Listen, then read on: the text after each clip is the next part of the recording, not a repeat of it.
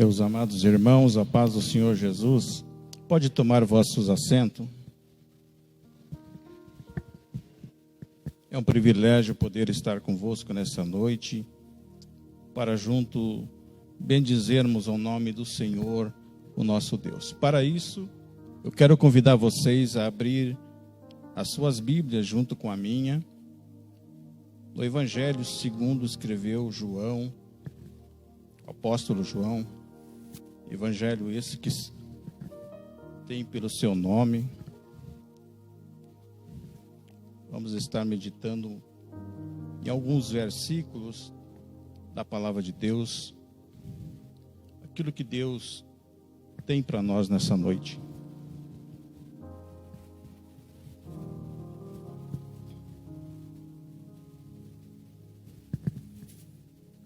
Quero agradecer a Deus, em primeiro lugar, a direção da igreja, o convite que nos foi estendido, que Deus possa abençoá-los cada vez mais. Evangelho de João, capítulo de número 1. Diz assim a palavra do Senhor.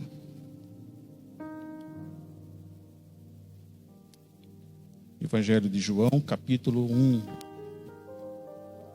No princípio era o verbo. Algumas versões diz era a palavra. E o verbo estava com Deus. E o verbo era Deus. Ele estava no princípio com Deus. Todas as coisas foram feitas por ele. E sem ele nada do que foi feito se fez. Vamos para o versículo 11. Veio para o que era seu, e os seus não o receberam. Mas a todos quanto o receberam, deu-lhes o poder de serem feitos filhos de Deus, a saber, aos que creem no seu nome. Versículo 14. E o verbo se fez carne e habitou entre nós, cheio de graça e de verdade. E vimos a sua glória, glória como do unigênito do Pai. Amém. Eu, quando recebi o convite para trazer uma palavra nesse segundo culto, algumas mensagens me passou pela cabeça e eu fui orar, buscar uma confirmação da parte de Deus, como é de costume do pregador, deve ser. E percorrendo os textos da Bíblia, nenhuma daquelas que eu achava que poderia ser a que Deus queria falar conosco nessa noite, desceu ao meu coração. Mas aí, passando por esse versículo, eu comecei a estudar e a palavra, quando desce ao coração, ela arde. Aí você sente que é aquela que Deus quer falar com a igreja. E eu quero conversar com vocês nessa noite. Quando nós lemos esse texto de João, Evangelho do apóstolo João, interessante, nós vamos ver que é um evangelho que é escrito pelo próprio João, já traz o seu nome. Todos nós sabemos que João, o apóstolo, ele era um dos mais chegados discípulos de Jesus. É sabido disso. João era conhecido como o discípulo amado, aquele que reclinava a cabeça sobre o peito de Jesus. Interessante que o nome João significa agraciado pelo Senhor. E dos 12 apóstolos que Jesus escolheu, 12 discípulos, a Bíblia diz que 3 sempre estavam próximo de Jesus. Um deles era Pedro, outro era Tiago, e João, que escreveu esse livro, também fazia parte desses 3 que sempre estavam próximos do Mestre. Interessante é que João, ele é o mais íntimo de Jesus. E eu lhe explico por quê. A Bíblia vai dizer, e o próprio evangelista João, no capítulo 19, versículo 25, vai dizer que quando Jesus está na cruz, sendo crucificado, Jesus vai olhar ao redor da cruz e vai ver ali o apóstolo João, vai ver as três Marias. E é interessante que Jesus vai pedir para João, para ele cuidar da sua mãe. Só entrega essa responsabilidade a alguém que for próximo ao Almir. Você não vai dar a sua mãe para um estranho cuidar, ou para alguém que você não tem confiança. E é interessante que o texto sagrado, depois você lê, João 19, 25, Jesus vai dizer para João: eis aí a tua mãe. Querendo dizer para ele, cuide dela. E para Maria, sua mãe, Jesus vai dizer: eis aí teu filho. E a história diz, os historiadores dizem que Jesus havia passado pela vergonha do vitupério. Eu vou explicar para você em rápidas palavras. Segundo os estudiosos, de tantas acusações e vergonha que eles faziam o acusado passar, uma das vergonhas, até porque Jesus, citando na Bíblia, ele diz: Pai, se possível, passa de mim esse cálice. Segundo os estudiosos, Jesus está querendo dizer: Pai, eu não quero que o Senhor passe por essa vergonha. Qual que era essa vergonha do vitupério? Segundo os entendidos, eles dizem que a casa do acusado ou do condenado à cruz era incendiada. E é razoavelmente de nós entendermos por que Jesus na cruz pede para João cuidar da sua mãe. Talvez a casa onde eles moravam havia sido incendiada. A Bíblia não relata isso, mas os estudiosos dizem que fazia parte da vergonha do vitupério. Então João era o discípulo amado, o discípulo íntimo de Jesus. Todos nós sabemos que João vai escrever ainda mais 3 cartas. E por último, João recebe a revelação do livro do Apocalipse, que todos nós conhecemos e que muitas das vezes é de difícil interpretação.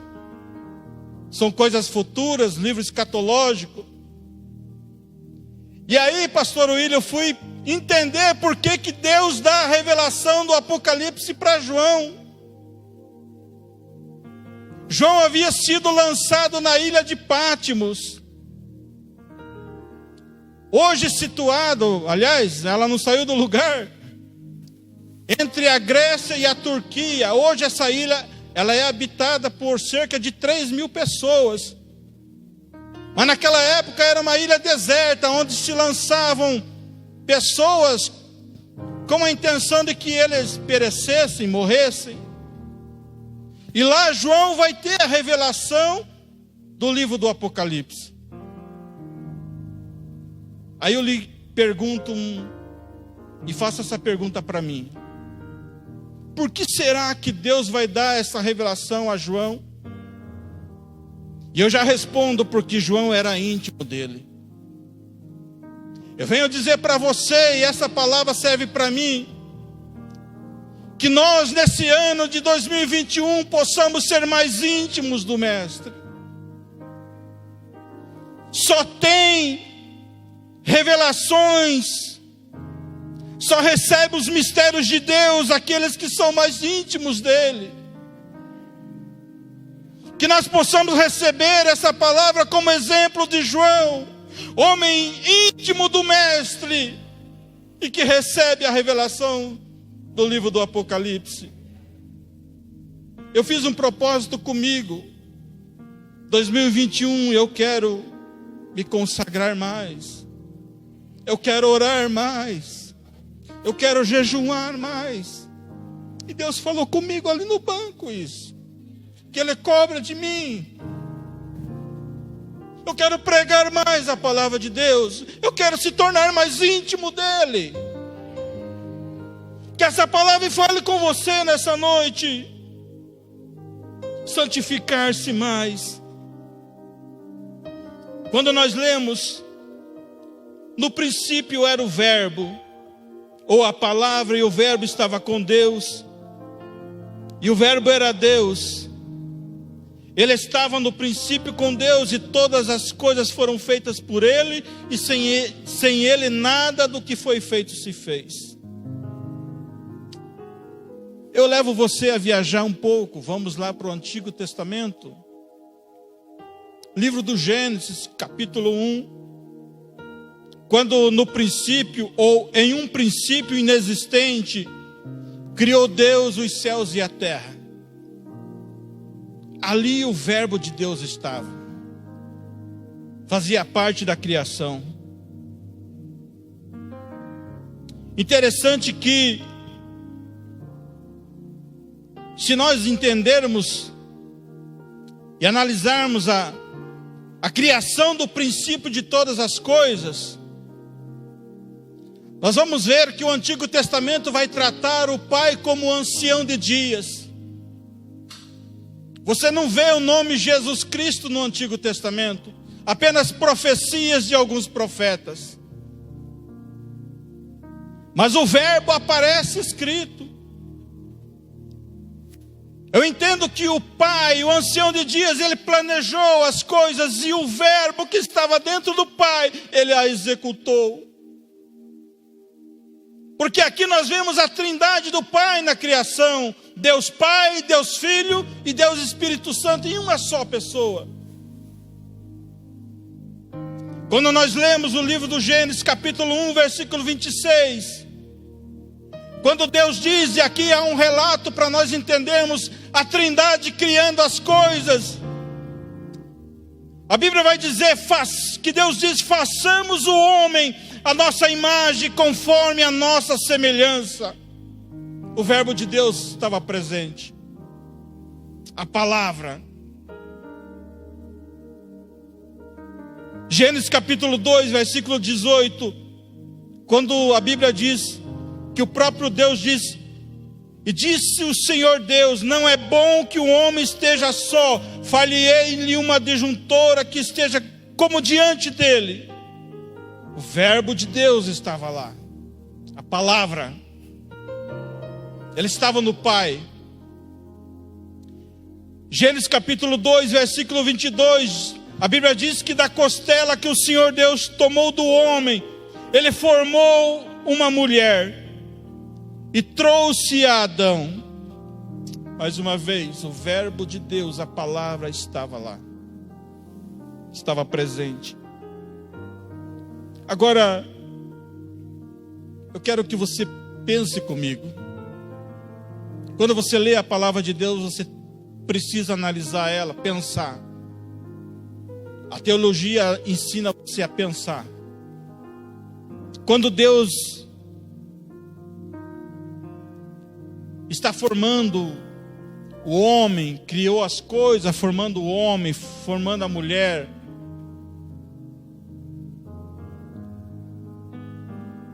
ali estava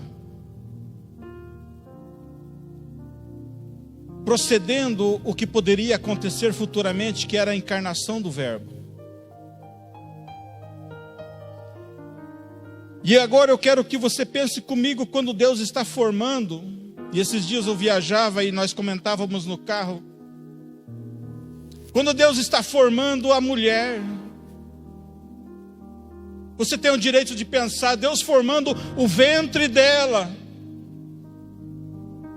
Eu pensando, eu fico imaginando Deus ali, os três, Pai, Filho e Espírito Santo em um só, formando a mulher, formando o seu ventre. Eu pensando, eles falando assim: vamos formar, vamos caprichar aqui, porque um dia eu vou encarnar, o verbo vai virar O que nós lemos no versículo 14, e o verbo se fez carne, eu vou habitar no ventre de uma mulher. Vamos caprichar aqui. Eu vou dormir por um período de 9 meses aqui. Aqui eu vou me alimentar. Aqui eu vou dormir e vou acordar.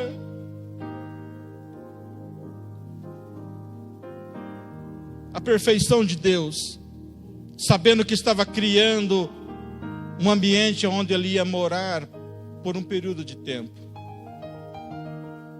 Nós somos sim a coroa da criação de Deus. Você faz parte, você é a coroa da criação de Deus. Deus lhe fez perfeito. Somos diferentes no DNA, somos diferentes. Mas você é a perfeição de Deus. Você foi feito para louvar, para adorar a Ele.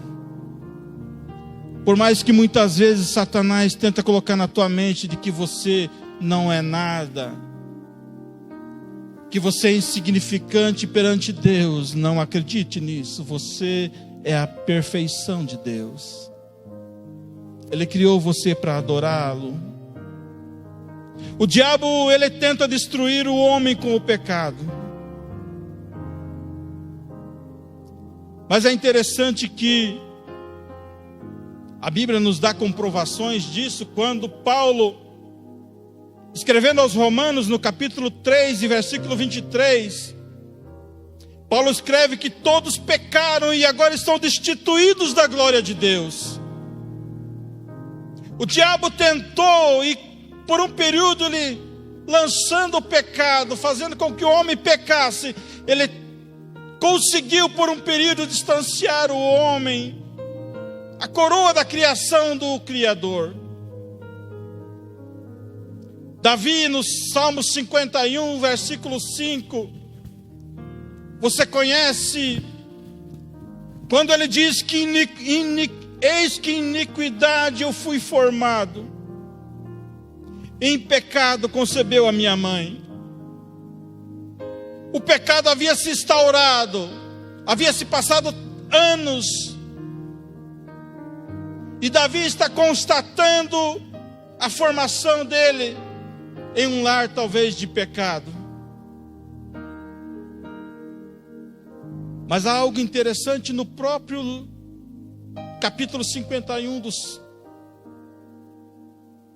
Números 51 de Salmos.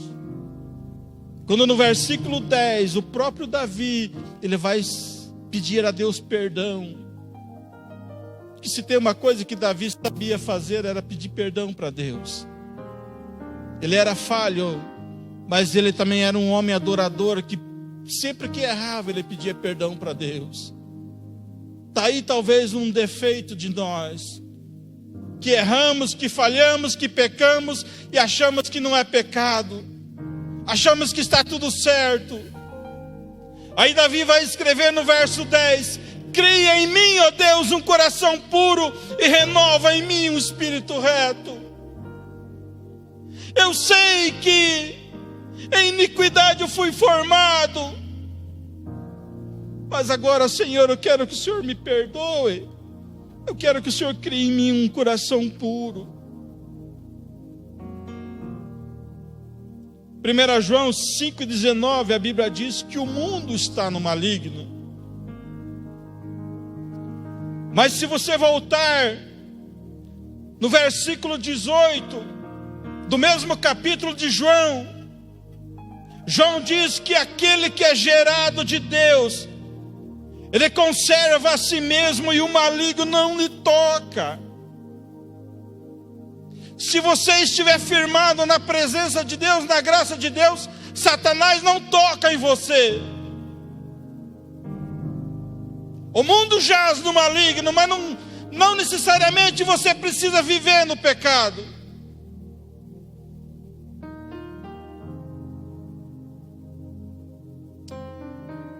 Mas o mais interessante dessa história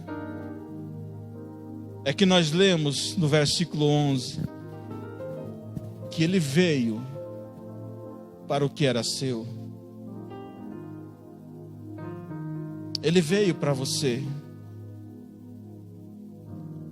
No versículo 11 diz que ele veio para o que era seu. Na Nova Versão Transformadora diz que ele veio a seu povo e eles o rejeitaram. Mas aí o versículo continua dizendo: mas a todos que creem nele e o aceitaram, ele deu o direito de se tornarem filhos de Deus.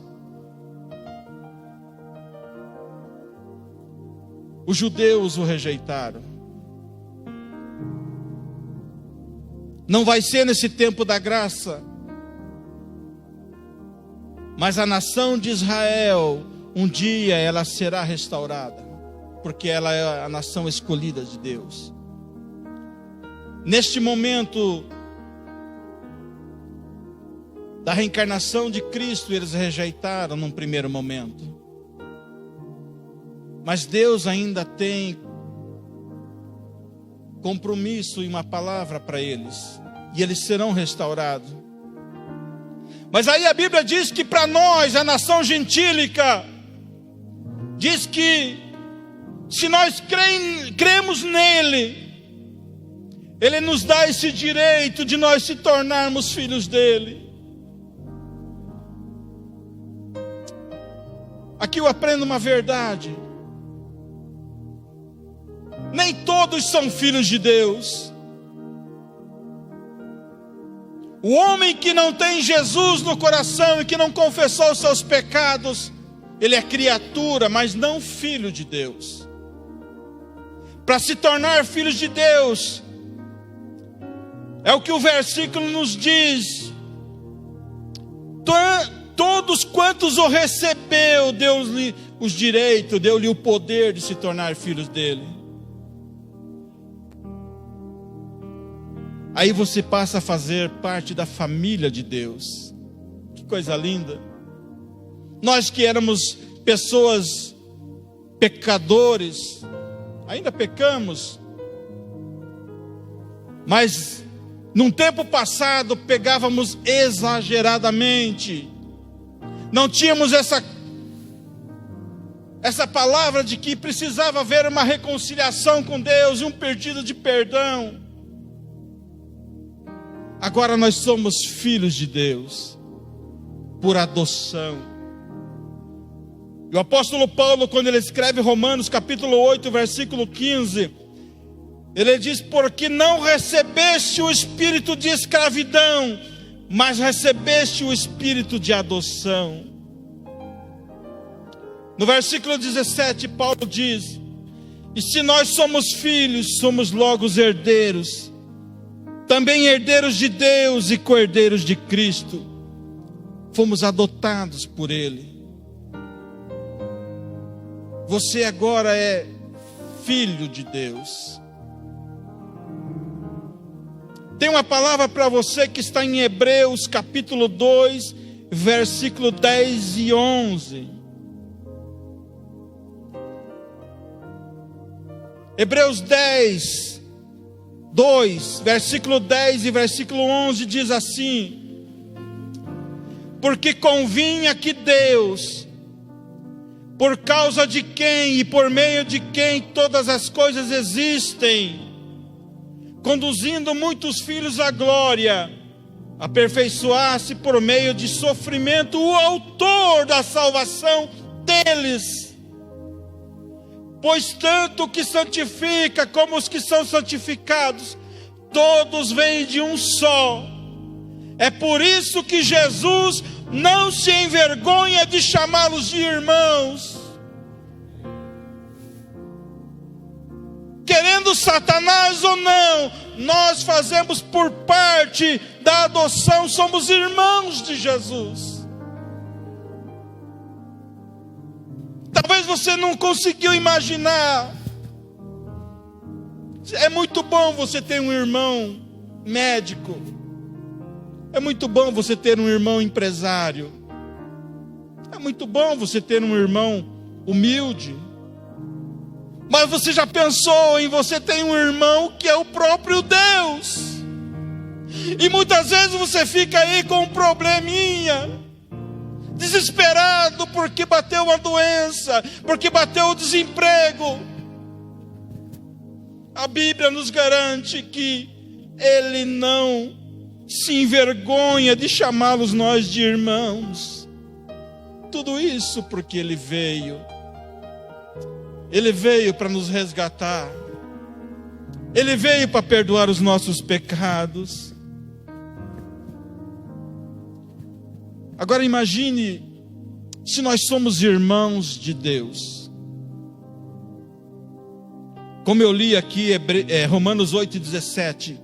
Filhos de Deus, herdeiros de Deus e co-herdeiros de Cristo, significa que eu e você temos uma herança.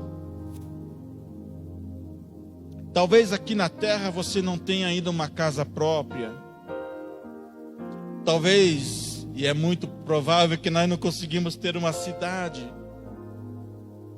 Mas lá no céu, João 14 diz que Ele foi preparar morada para nós.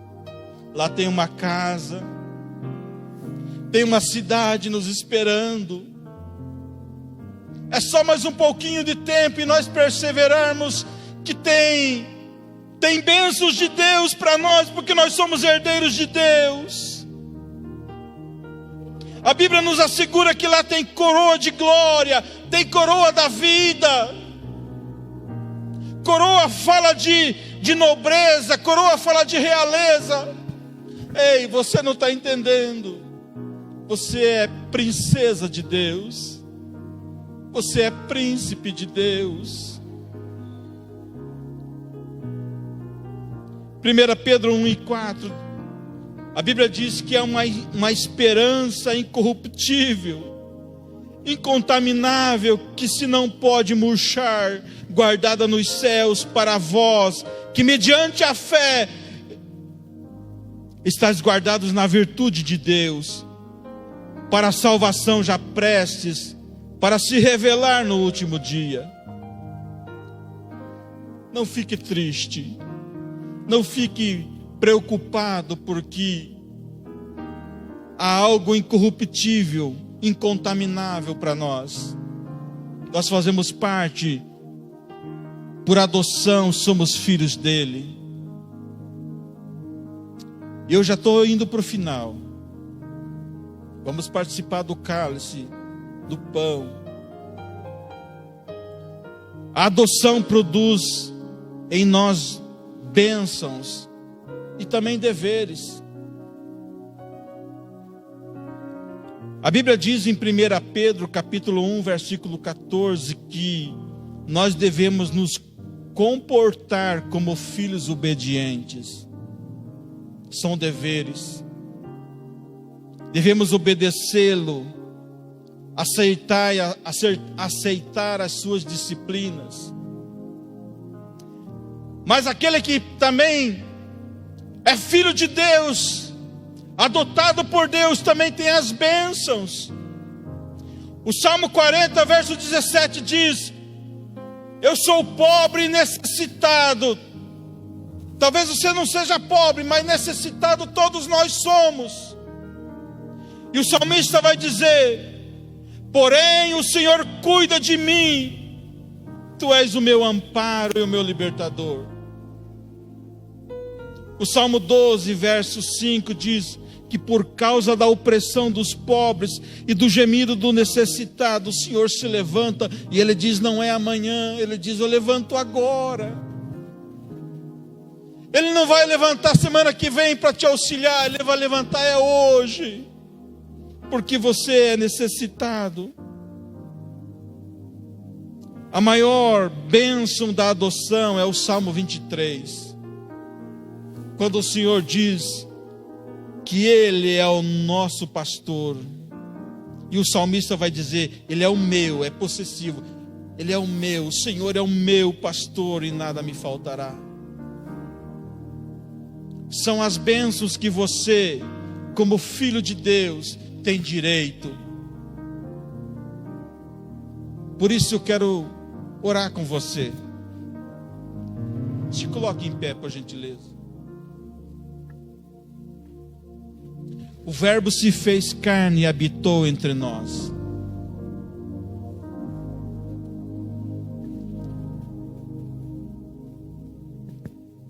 A Fran vai estar cantando um hino. E eu quero estar orando por você. Jesus veio por você. Jesus veio para você. O pão teve fome. A fonte teve sede. A vida teve que morrer por amor de você. Eu não entendo por que muitas vezes as pessoas ficam tão desamparadas e desanimadas. Se serve um Deus tão poderoso. Teu Deus é grande. Teu Deus é poderoso. Para que chorar? Para que sofrer se você tem um Deus que é tão grande e misericordioso?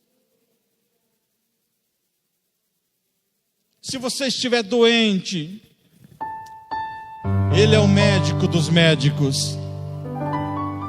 Sim. E Ele está aqui nessa noite para operar na tua vida.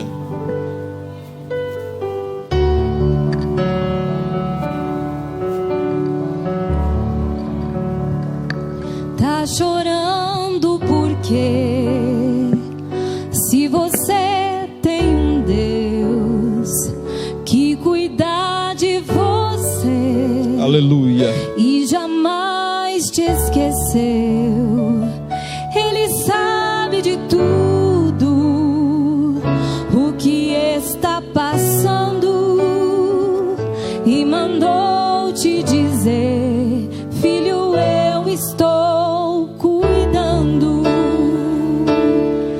Lembrar de onde você veio e aonde que você chegou. Lembra só?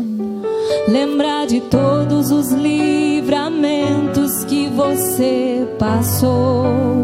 Nem era pra você estar aqui, mas Deus falou assim: esse aí vou levantar. Aleluia. E onde colocar as mãos eu vou abençoar. Não chore, quem cuida de você não dorme. Levanta, tem muita gente que te ama. Deus mandou te dizer: abençoa teu povo, que Deus. vai acontecer. Deus mandou te falar que tudo vai passar. Lembrar de todos os livramentos que você passou. Lembrar de onde você veio e aonde que você chegou. Nem era pra você estar aqui, mas Deus falou assim: esse aí vou levantar. Aleluia. E onde colocar as mãos eu vou abençoar. Não chore, quem cuida de você não dorme. Levanta, tem muita gente que te ama. Deus mandou te dizer que vai acontecer. Deus mandou te falar que tudo vai passar. Não chore, quem cuida de você não dorme. Aleluia. Orabacaiaçu. Levanta, tem muita gente que te ama. Aleluia. Deus mandou te dizer que vai acontecer. Deus mandou te falar